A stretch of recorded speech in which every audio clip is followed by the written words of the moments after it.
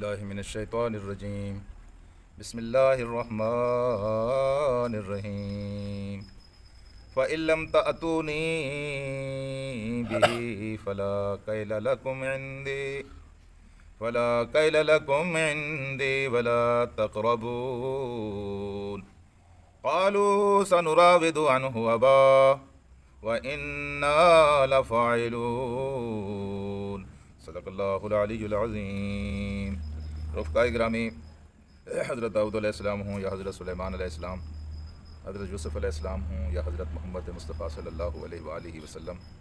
یہ حسن سیاست اور حسن تدبیر کے اعتبار سے اس کائنات کے پاس ایسے نمونے ہیں کہ جن کی نظیر کسی دوسرے کے پاس موجود نہیں ہے۔ خود محمد رسول اللہ صلی اللہ علیہ وآلہ وسلم مدینہ کے اندر ایسے فرمانروا تھے کہ انہوں نے 2 مرتبہ مدینہ شہر کی انہوں نے مردم شماری کرائی۔ ایک دفعہ آپ نے بدر کی جنگ سے پہلے کرائی اور ایک دفعہ بدر کی جنگ کے بعد کرائی۔ پھر حضور کریم صلی اللہ علیہ وآلہ وسلم مدینہ کی حدود سے باہر نکلے اور باہر نکل کر آپ نے ایک جگہ پہ نشان لگا دیا کہ جب آبادی یہاں تک پہنچے گی تو ہم مدینہ کے اندر کسی دوسرے کو گھر نہیں بنانے دیں گے۔ پھر ہم لوگوں سے کہیں گے کہ وہ مدینہ کے باہر جا کر گھر بنائیں، یعنی اس شہر کی کیپیسٹی اتنی ہوگی۔ یہ خود آپ کے ذہن میں تھا اور یہ کامیاب حکمرانی کی نشانی ہے کہ آپ اس طرح پلاننگ کریں کہ آپ کی آبادی، آپ کے وسائل آپ کو معلوم ہونے چاہیے، کیونکہ آپ نے ان کے تمام معاملات کا انتظام کرنا ہے۔ چنانچہ حضور کریم صلی اللہ علیہ وسلم کے دور میں تو آبادی وہاں تک نہ پہنچی اور گھر بنتے رہے، لیکن جب حضرت عمر رضی اللہ تعالیٰ عنہ کا دور آیا تو جب مدینہ کی آبادی ان پہاڑوں کی حدوں تک پہنچی تو حضرت عمر رضی اللہ تعالیٰ عنہ نے پھر پابندی لگا دی کہ اب مدینہ کے اوپر مزید ہم دباؤ نہیں بڑھنے دیں گے اور یہاں مزید گھر تعمیر نہیں ہوں گے۔ یہ سلسلہ پھر ہمارے بزرگوں نے بھی اس سلسلے کو بہت اچھے طریقے سے چلایا۔ یہ امام ابو یوسف جو تھے یہ تبع تابعی تھے، یہ تابعی نہیں تھے بلکہ تبع تابعی تھے، اور یہ تقریباً حضور کریم صلی اللہ علیہ وآلہ وسلم کے زمانے سے 250 سال بعد کی بات ہے جب یہ آپ کا دور تھا۔ تو انہوں نے یا ان سے پہلے امام ابو حنیفہ نے جو زندگی گزاری تو اس میں ہم دیکھتے ہیں کہ اگرچہ یہ ملوکیت کا دور ہے، یہاں بادشاہ ہیں، لیکن ایک حکم فتوے کا بھی چل رہا ہے۔ آپ فتویٰ دیتے تھے اور لوگ اس کو تسلیم کرتے تھے اور اس کو مانتے تھے، اور کبھی کبھی قاضیوں کے سامنے بادشاہوں کو بھی پیش ہونا پڑتا تھا، اور بادشاہوں کے سامنے بادشاہ جب ان کے سامنے پیش ہوتے تھے تو یہ فیصلے فرماتے تھے۔ حضرت امام ابو یوسف نے یہ بات کہی تھی کہ شہر کے اندر کوئی لکڑی کی ٹال نہیں بنے گی، شہر کے اندر کوئی لکڑی نہیں بیچے گا۔ تو ان سے جب پوچھا گیا کہ یہ پابندی آپ نے کیوں لگائی ہے، یہ فتویٰ آپ نے کیوں؟ فتویٰ تو نماز، روزے، حج، زکوٰۃ کے بارے میں ہوتا ہے، یہ تو دنیاوی مسئلہ ہے۔ تو آپ نے فرمایا نہیں، اللہ کی مخلوق کو اس سے نقصان پہنچتا ہے، اور لکڑیاں دیکھیں، آپ اندازہ لگائیں، لکڑیاں گرتی ہیں اور لوگوں کو آنے جانے میں دقت ہوتی ہے۔ آج کے بعد جو ٹال بنے گی وہ شہر کے باہر بنے گی۔ اسی طرح انہوں نے یہ کوئلہ جلانے کی جو چمنیاں ہوتی ہیں جو اوپر اٹھاتے ہیں، اس کے اوپر آپ نے پابندی لگا دی۔ جب کسی نے ایک چمنی ایسی بنائی کہ جو بالکل اس معیار کی نہیں تھی جس معیار کا فتویٰ تھا، تو آپ نے یہ فتویٰ دیا کہ اس چمنی کو گرا دیا جائے، کیونکہ اس سے آلودگی پھیلنے کا خطرہ ہے، اور آلودگی کی وجہ سے مسلمان اور دوسرے انسان جو ہے متاثر ہوں گے، چنانچہ آپ نے اس کا حکم دے دیا۔ آپ نے مچھلی کی فروخت اور مچھلی کی دکانوں کے اوپر، یعنی شہر کے بازار کے اندر مچھلی کی دکانوں کے اوپر آپ نے پابندی لگائی کہ اس سے بدبو پھیلتی ہے، یہ کوئی نہیں بیچے گا، مچھلی کوئی بازار میں نہیں بیچے گا، اس کی علیحدہ مارکیٹ ہوگی، باہر مارکیٹ ہوگی۔ لیکن اگر کسی نے مچھلی بنانی بھی ہے، یہ بیچنی بھی ہے، شہر کے اندر کو دکان بنانی بھی ہے، تو آپ نے فرمایا کہ پھر وہ شیشے کا ایک دروازہ لگائے۔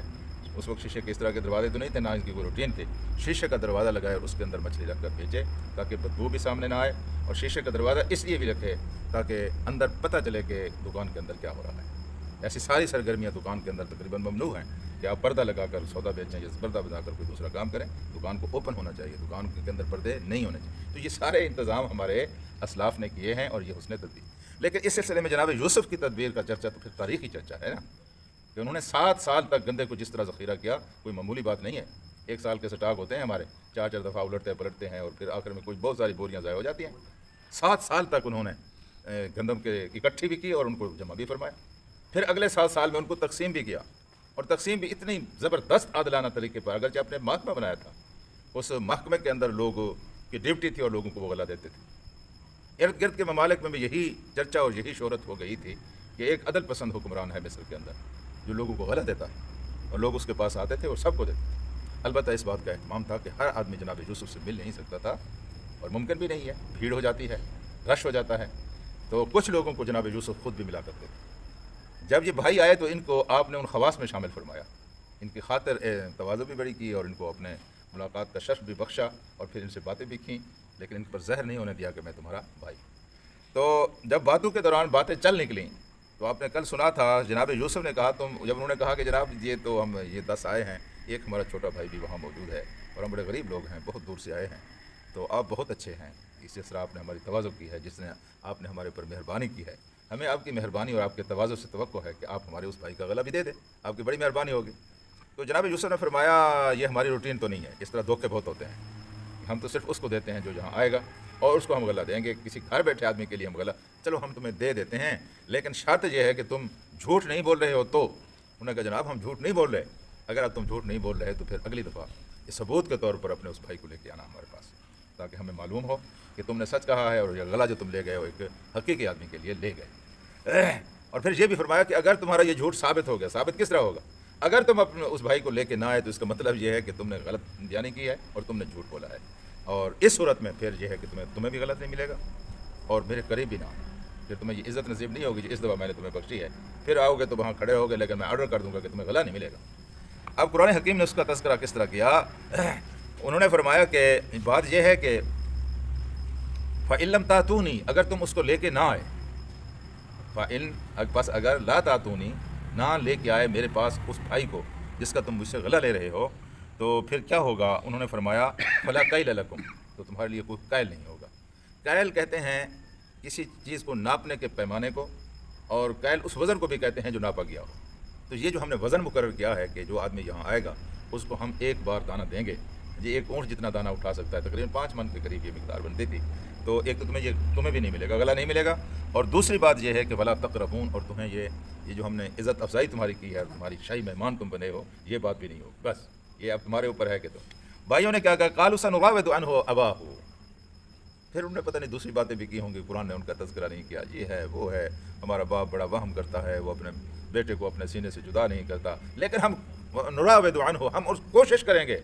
ہم تیار کریں گے اس کو اس بات پر،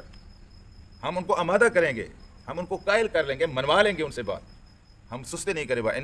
انا لفاعلون، اور ہمیں امید یہ ہے کہ ہم اپنے اس مشن میں کامیاب ہو جائیں گے، اور ہم آپ کے ساتھ جو وعدہ کر کے جا رہے ہیں یہ وعدہ ہم پورا کر کے رہیں گے، اگرچہ ہمیں خدشے بہت ہیں کہ ہمارے باپ بوڑھا ہے اور اپنے بیٹے کے بغیر اس کی گزرتی نہیں ہے، ہر وقت اس کے سامنے اس کو اپنے سینے سے لگائے رکھتا ہے، تو ممکن ہے انہوں نے یہ تذکرہ بھی کر دیا ہو کہ اس کا ایک بھائی تھا، یہ تو آگے ویسے قرآن میں آ رہا ہے کہ جب انہوں نے چھوٹے بھائی کو ایک تدبیر کے ذریعے ان کے غلے میں وہ رکھا تو انہوں نے کہا یہ تو چور ہے، اور انہوں نے کہا یہ چور نہیں، اس کا بڑا بھائی بھی چور تھا، وہ حضرت یوسف علیہ السلام خود ان کے سامنے کہہ دیا، ہاں جی، تو حضرت یوسف علیہ السلام ہنسے بھی ہوں گے، غصہ بھی آیا ہوگا کہ یہ کیا ہے انہوں نے، لیکن انہوں نے کہا جی بات یہ ہے کہ ہم کوشش ضرور کریں گے اور ہمیں امید ہے ان لفاعلون کہ ہم اس اپنے ارادے میں کامیاب ہو جائیں گے، اور اگلی دفعہ جب ہم آئیں گے تو ہم اپنے اس بھائی کو اپنے ساتھ لے کر آئیں گے۔ آگے کیا ہوا انشاءاللہ اس کا تذکرہ کل کریں گے، پڑھیں گے۔ اللہ سے دعا کرتے ہیں کہ اللہ ہمیں قرآن کو سمجھنے اور اس پر عمل کرنے کی توفیق عطا کریں۔ اللہ